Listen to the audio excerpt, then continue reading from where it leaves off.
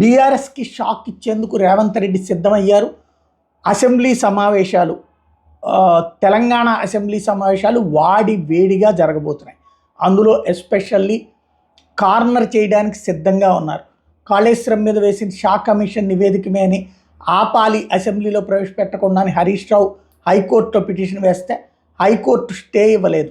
సోమవారం విచారిస్తామని lunch motion petition వేసినా కూడా అంగీకరించలేదు. కాబట్టి దాన్ని ఆపేది లేదు. ఇక ఆటోమేటిక్గా వాదోపవాదాలు అసెంబ్లీలో నడుస్తాయి.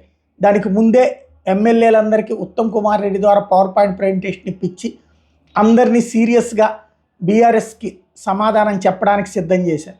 అట్లాగే బీఆర్ఎస్ ఎమ్మెల్యేలు గతంలో ఏదైతే ఆంధ్ర తెలంగాణ ఉద్యమాల సందర్భంలో జరిగిన అసెంబ్లీలో ఎలాంటి హడావిడి చేశారో అలాంటి హడావిడి చేస్తుంటే పట్టుకోవడానికి గాను అవసరమైతే సభ నుంచి సస్పెండ్ చేయడానికి అనుగుణమైనటువంటి ఏర్పాట్లు చేసుకొచ్చారు. ఓవరాల్గా కాళేశ్వరాన్ని అడ్డుపెట్టి అసెంబ్లీ వేదికగా బీఆర్ఎస్కి చుక్కలు చూపెట్టేందుకు రేవంత్ సర్కార్ సిద్ధమయ్యింది.